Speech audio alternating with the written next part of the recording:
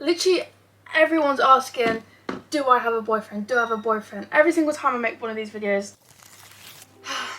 Hey guys, it's been a little while, I must say.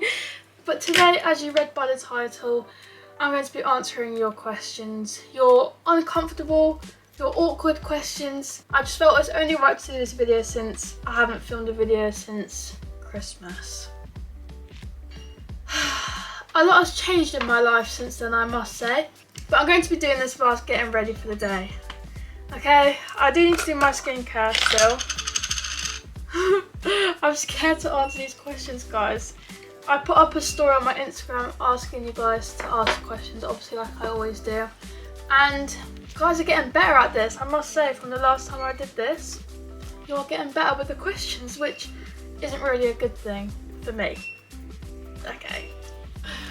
So I have noticed this time a lot of the questions are related to me being on social media and on YouTube. So that's like the main topic today, I suppose. I'm just gonna start.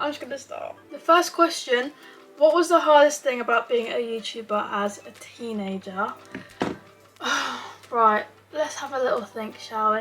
For me, I'm gonna say the hardest part is my personal life, and like when it comes to friends and relationships and all that kind of stuff. It's definitely not that bad for me, but if I had to choose, that would probably be it. Like trying to find your real friends and people that aren't just trying to be my friend for the wrong reasons, which I have had before. But recently, now that I'm older, I find it really easy to kind of spot the people that are doing things for the wrong reasons, because I've been on social media for 10 years now, so I'd say I'm pretty good at spotting it. If you did not know, I was in LA, I think it was like last week now or the week before that, and I had the best time ever out there. It was so good. You probably know if you follow me on TikTok and Instagram and Snapchat, but I'm telling you this because someone asked what was something I hated about LA, and honestly there was nothing I really hated other than the amount of homelessness out there. It's like, it's shocking, it's so bad, and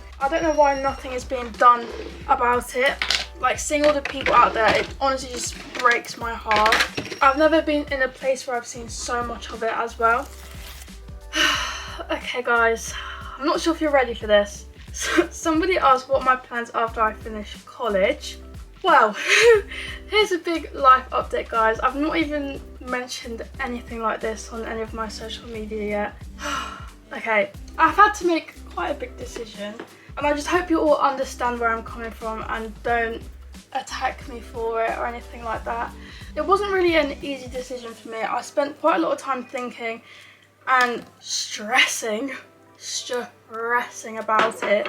But for me, everyone knows my passion in life has always been social media since I was 7 years old. I don't know why I'm getting nervous telling you guys. I've been so scared to tell you. But yeah, I had to make the big decision to kind of decide between social media and college. And for me, I chose social media. But through all of my years whilst I was at school, I kind of had it in my mind that I didn't really want to go to college, which obviously doesn't sound good at all. But then I did go, as you guys know, because I thought this could just be the biggest mistake of my life if I don't go to college, or at least try it out. So I went, I did a few months at college, but then things just started going downhill, guys. Downhill with me, with my mental health as well. I was at a very bad point during those first few months of college and trying to balance social media and college. I know some people obviously can do it, but for me it's just something I cannot do. I struggle so badly with like time management and a bunch of other things. It's just not something I was physically capable of doing, both of those two things. But I knew that if I wanted to put my heart into social media completely, I had to pick between college or social media. But yeah, I spoke to my parents obviously about it. They're supportive with everything I do. Obviously I tried to stay for as long as I could, but it just wasn't really working to me. It just wasn't really working out, okay? But yeah, so now I've finally gotten that off of my chest. Let me know if you guys have any questions about it. Just leave them in the comments below. and I could do a follow-up video about it, kind of showing you what my days now look like. I am not at college. I'm gonna move on. Literally everyone's asking, do I have a boyfriend? Do I have a boyfriend? Every single time I make one of these videos, that is the main question. And no, I still don't, guys. If I do, maybe I'll tell you. Maybe, but I don't. Okay, my makeup really just isn't working out today because I'm not good at multitasking. As you guys probably know by now, I'm not good at it. I'm gonna get some bronzer out. This is my current favourite one. It's the Charlotte Tilbury one. Next question. How old was I when I had my first kiss? Honestly, I don't even care about telling you guys about this. I was 15, I think. I was 15. I don't know if that's bad or is that normal? I don't know. Okay? Do I regret it? Maybe. Maybe. I can't remember if I've already answered this one, but someone's asked, how did it feel growing up famous, I'm gonna say, at a young age? Pros and cons. I think the cons I've mentioned a few times already, like to do with friendships, finding the real ones and things like that. And probably also just being in the public eye at a young age can be fairly hard for some people. But for me, at a young age, I didn't really have access to like my comments and stuff like that, which I thank my parents for. Because if I had access to comments when I was that young, it could have been quite damaging. I don't even know what my comments was like when I was at the beginning. Hopefully that was nice. Probably not. Doing social media at a young age can be hard, but for me, I don't really have any bad experiences with it, to be honest. Like, even when I was young and people would come up to me in public, I quite liked it. I found it cool that people wanted to come up to me and talk to me. And for pros, literally everything. Everything is a pro. I have such a loyal fan base since I started when I was so young. Next question. This one isn't really that uncomfortable, but did studying for GCSEs ever become too much for you? Okay, I'm just trying to teleport back to the GCSE era, which I can't believe was nearly a year ago already. For me, I started revising fairly late compared to other people, like quite close to the exams, because I'm a very last minute person. I only do something if there's quite a lot of pressure on it. I don't know why. It's just how my brain works. I don't know. Works when I'm on pressure, I guess. And I find it quite hard because I never revised for anything else, really. Like if I had just random tests, I didn't revise for them, even though obviously you should. So it was definitely hard for me to find the right routine for me to revise. Here's some tips. I wouldn't overdo your revision. I know people say to do like 5 hours a day, but your brain's not going to take in all of that information. Doing 5 hours of work every night is just not happening. It's not. I used an app called, what was it called? Is it Flora? Flora. Just to set like time slots and reminders of certain subjects to do your revision on. I'm going to try to find my stuff from back. But yeah, just download Flora and you'll understand it. You set a time, you press start of when you're doing a certain subject, and it doesn't let you off the app until you've completed that certain amount of time. I found it fairly helpful to kind of stops you from using your phone, basically, like getting distracted and going on TikTok or something. But honestly, I can't even give like the best advice for GCSEs because I didn't do amazing in all of my subjects, and that is okay. But I was still proud of myself because I did well in the ones that I really wanted to do well in, which was maths and English. Because if you didn't know, I've never passed a maths paper in my whole entire life, and I think I was getting like 1s in maths, which is extreme. It's crazy, but it's okay. And then in my GCSE, I just passed. I got a 4, and if you saw the video, I cried. I don't know if that was a overreaction thing. I was just very overwhelmed and surprised that I did it. But yeah, that's just showing you guys that you can do anything if you just put your mind to it. Oh, look at me, Miss Inspirational. Okay, this one is fairly uncomfortable for me to talk about because I don't really like to talk about things like this online, to be honest. But somebody asked if I've ever had mental health issues and how did I cope. I think everyone has their own sort of battles in a way. I've had phases where it's up and down, up and down. Like I mentioned earlier, whilst I was at college, it was very much down.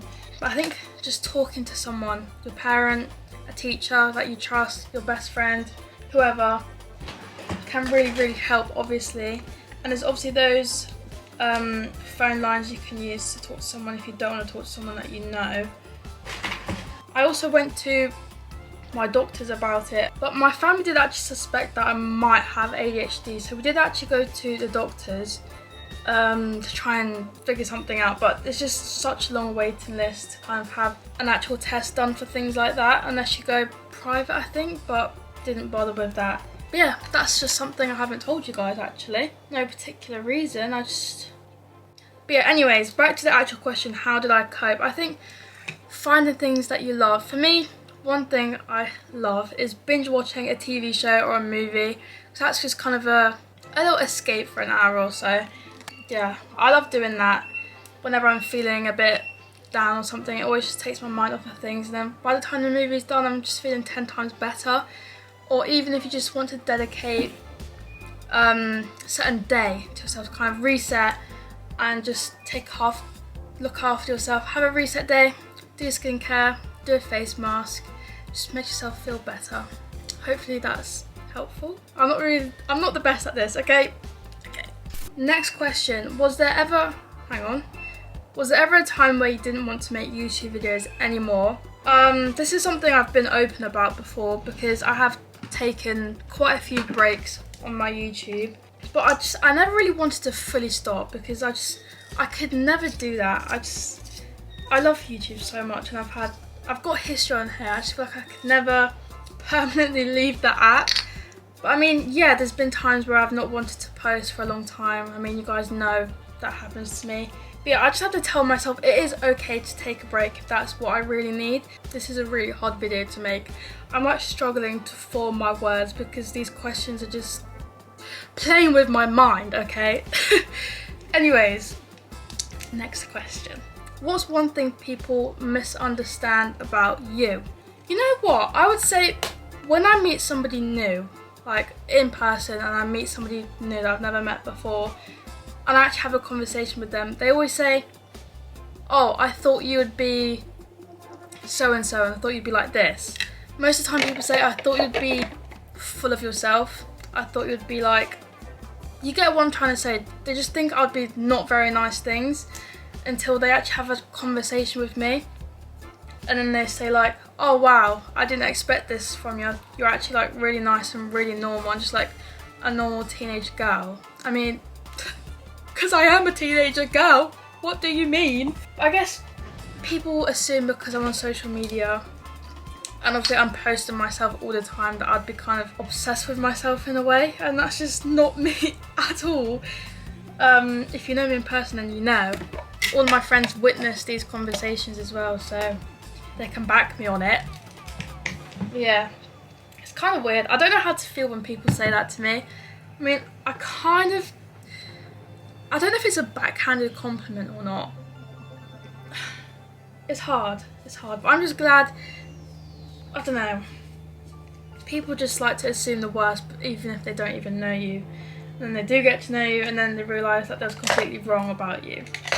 I guess it's just life. People are just weird sometimes, I guess. Okay, oh my gosh, my battery's really low. Anyway, somebody asked, what's preventing me from getting a boyfriend? I'd like to think it's not because of me. I don't know. I feel like it's just where I live, maybe. I just don't really like the boys in my area. I mean, as friends, yes, but nothing more. Sorry. I don't know. And maybe because I'm not really looking for one.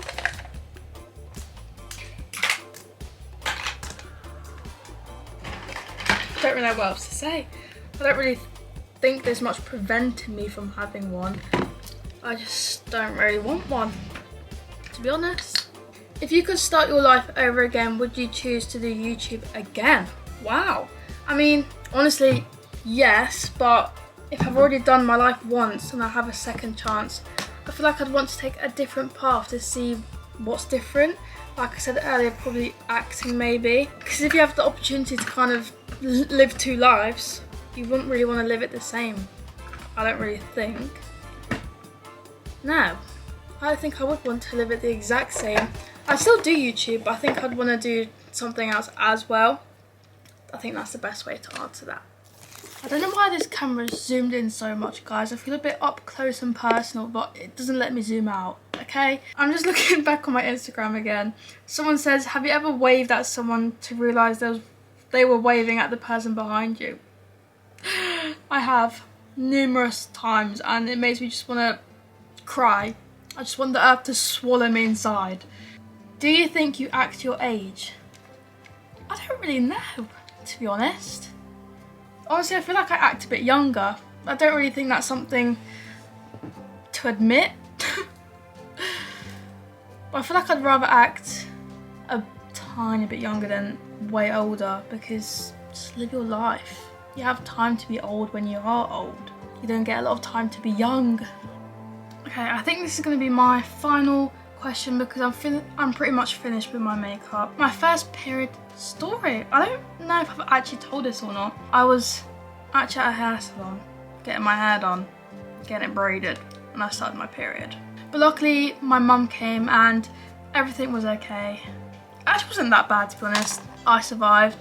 I've not really had many bad experiences or stories. I started it whilst I was at school a few times, but nothing crazy, nothing dramatic. Yeah, I don't really find that an uncomfortable subject. I've said this before, because I don't really mind talking about it. Every girl goes through this. I'm trying to find a certain brush right now and I just can't find it. There we go. Put on some highlighter. My makeup looks absolutely awful today, because half the time I wasn't even looking at myself whilst I was doing it. I was looking at the camera. Make that make sense?